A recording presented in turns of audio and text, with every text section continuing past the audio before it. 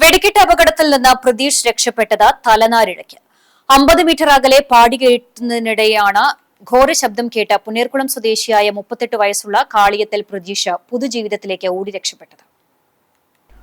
മുണ്ടത്തിക്കോട് വെടിക്കെട്ട് ദുരന്തം നടക്കുന്നതിന് തൊട്ടുമുമ്പാണ് കുറ്റികൾ കെട്ടുന്നതിനായി പ്രതീഷ് മരുന്നുപുര ഷെഡിൽ നിന്ന് പുറത്തിറങ്ങിയത്. കലാശക്കൊട്ടിനുള്ള കുറ്റികൾ ഒരുമിച്ച് കെട്ടുന്ന ജോലിയായിരുന്നു ഏൽപ്പിച്ചിരുന്നത്. സഹായത്തിനായി വേറെ 2 തൊഴിലാളികളുമുണ്ടായിരുന്നു.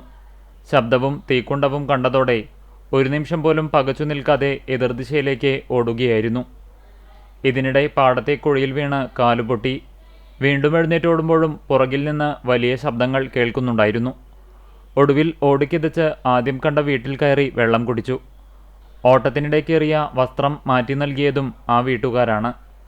ഓട്ടത്തിനിടെ ഫോൺ നഷ്ടപ്പെട്ടു. പാതിമാറിയ കിതപ്പോടെ, അതിലുപരി ആശങ്കയോടെ ആർക്കൊക്കെ എന്തൊക്കെ പറ്റിയെന്നാലോചിച്ച് വീണ്ടും റോഡിലേക്ക് നടന്നു.